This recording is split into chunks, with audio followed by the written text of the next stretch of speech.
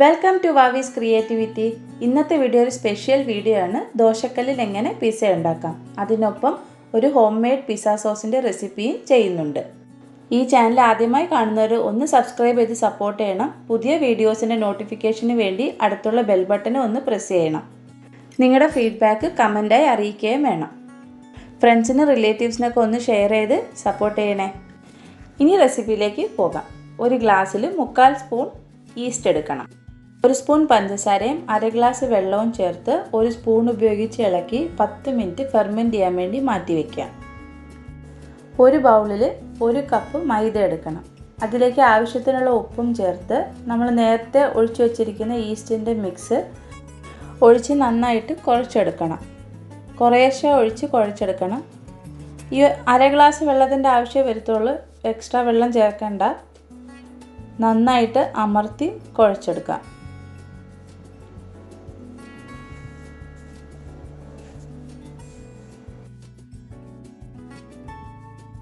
മാവ് നന്നായി കുഴച്ചെടുത്തിട്ടുണ്ട്. അതിലേക്ക് 1 സ്പൂൺ ഒലീവ് ഓയിൽ അല്ലെങ്കിൽ സൺഫ്ലവർ ഓയിൽ ചേർത്ത് കൊടുക്കാം. ഓയിൽ ഒഴിച്ചതിന് ശേഷം ഒന്നും കൂടി നന്നായിട്ട് കുഴച്ചെടുക്കണം.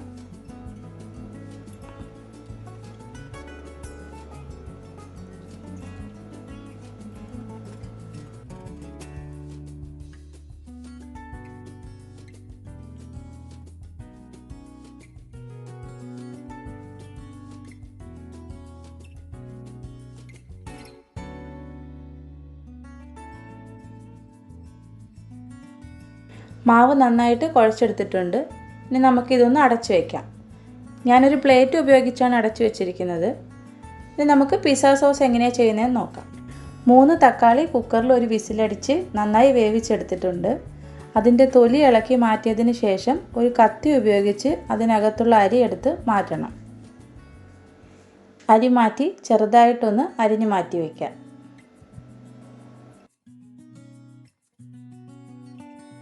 അരിഞ്ഞു വച്ചിരിക്കുന്ന തക്കാളിയിലേക്ക് ഇതിൻ്റെ ജ്യൂസ് നമുക്കൊരു അരിപ്പ ഉപയോഗിച്ച് അരിച്ചെടുക്കണം. അരിച്ചെടുത്ത ജ്യൂസും അരിഞ്ഞു വച്ചിരിക്കുന്ന തക്കാളിയാണ് ഞാൻ ബൗളിൽ എടുത്തിരിക്കുന്നത്. ഒരു കാശ്മീരി ചില്ലി, ഒരു സവാള ചെറുതായി അരിഞ്ഞത്, 2 ബേ ലീഫ്, 4 വെളുത്തുള്ളിയാണ് നമുക്ക് സോസിന് ആവശ്യമായിട്ടുള്ളത്. ഒരു ചീഞ്ചട്ടി അടുപ്പിൽ വെച്ച് നന്നായി ചൂടാക്കിയതിന് ശേഷം അതിലേക്ക് കുറച്ച് എണ്ണ ഒഴിച്ചു കൊടുക്കണം. നന്നായി ചൂടായ എണ്ണയിലേക്ക് ബേ ലീഫ്, ചെറുതായി അരിഞ്ഞു വെച്ചിരിക്കുന്ന വെളുത്തുള്ളി, കാശ്മീരി ചില്ലി എന്നിവ ചേർത്ത് നന്നായിട്ടൊന്ന് വഴറ്റിയെടുക്കണം. ഇതിലേക്ക് ചെറുതായി അരിഞ്ഞു വെച്ചിരിക്കുന്ന സവാള ചേർത്ത് കൊടുക്കാം. നന്നായി വഴറ്റിയ സവാളയിലേക്ക് അരിഞ്ഞു വെച്ചിരിക്കുന്ന തക്കാളി നമുക്ക് ചേർത്തെടുക്കാം. തക്കാളി ചേർത്ത് നന്നായിട്ടൊന്ന് ഇളക്കിയെടുക്കണം. ഇവിടെ ഞാൻ ബേ ലീഫാണ് യൂസ് ചെയ്തിരിക്കുന്നത്. സാധാരണ ഇറ്റാലിയൻ സ്പൈസസ് ആയിട്ടുള്ള ഒരേഗാനോ, ബേസിലൊക്കെയാണ് പിസ്സ സോസിന് ഉപയോഗിക്കുന്നത്. ഇത് നമുക്ക് വീട്ടിൽ എളുപ്പത്തിൽ ഗരം മസാലയ്ക്ക് ഒപ്പം കിട്ടുന്ന ബേ ലീഫാണ് ചേർത്തെടുക്കുന്നത്. ടേസ്റ്റിന് വലിയ വ്യത്യാസം വരത്തില്ല. ആവശ്യത്തിനുള്ള ഉപ്പും ചേർത്ത് നന്നായി ഇളക്കിയതിന് ശേഷം അടച്ചു വെച്ച് വേവിച്ചെടുക്കണം.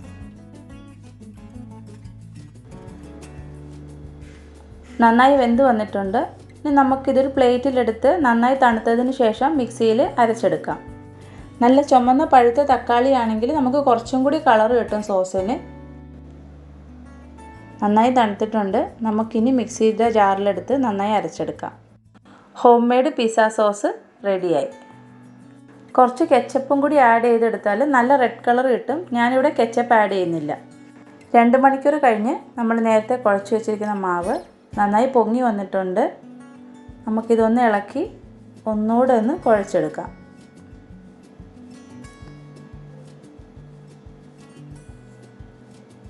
ഒത്തിരി കുഴയ്ക്കേണ്ട, ജസ്റ്റ് സൈഡ് ഇങ്ങനെ ഇളക്കി എടുത്താൽ മതി.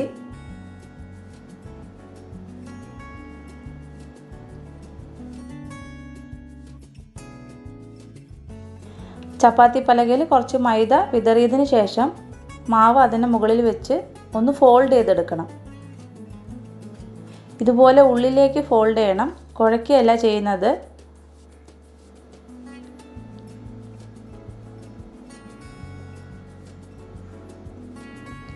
അകത്തോട്ട് മടക്കി എടുക്കണം. എത്രത്തോളം മടക്കുന്നോ അത്രത്തോളം നല്ലതാണ്.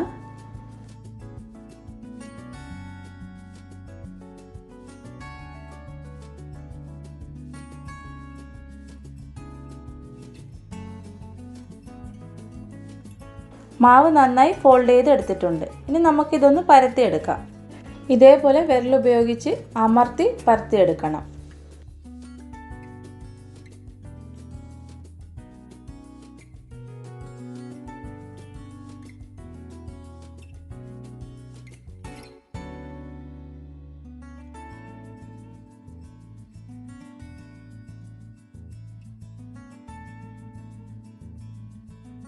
നന്നായി പരത്തിയെടുത്തിട്ടുണ്ട്.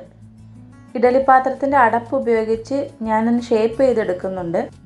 എക്സസ് ആയിട്ടുള്ള മാവ് മാറ്റിയതിന് ശേഷം ഒരു ഫോർക്ക് ഉപയോഗിച്ച് എയർ ഹോൾസ് ഇട്ട് കൊടുക്കണം. ഇങ്ങനെ ചെയ്താൽ പിസ്സ ബേസ് വേവാനായിട്ട് സഹായിക്കും. ഇതിലേക്ക് നമ്മൾ ചെയ്തു വെച്ചിരിക്കുന്ന പിസ്സ സോസ് ഒരു സ്പൂൺ ഉപയോഗിച്ച് ഇതേ രീതിയിൽ ചേർത്തെടുക്കണം.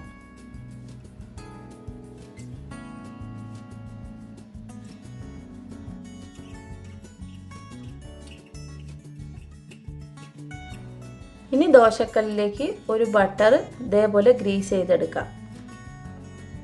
എല്ലാ വശത്തും ഗ്രീസ് ചെയ്ത് കൊടുക്കണം. ചെയ്തു വെച്ചിരിക്കുന്ന പിസ്സ ബേസ് ദോശക്കല്ലിലേക്ക് മാറ്റി.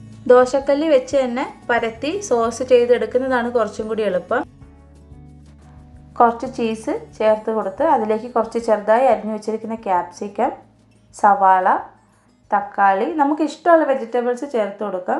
ഏതാണോ അവൈലബിൾ ആയിട്ടുള്ള വെജിറ്റബിൾസ് ചേർത്തെടുത്താൽ മതി. ഞാൻ കുറച്ച് ബ്ലാക്ക് ഒലിവ്സും ചേർത്ത് കൊടുക്കുന്നുണ്ട്. നമുക്ക് വേവിച്ച് വെച്ചിരിക്കുന്ന ഗ്രീൻ പീസ്, ക്യാരറ്റ് അങ്ങനെയുള്ള എന്തും ചേർത്ത് കൊടുക്കാം.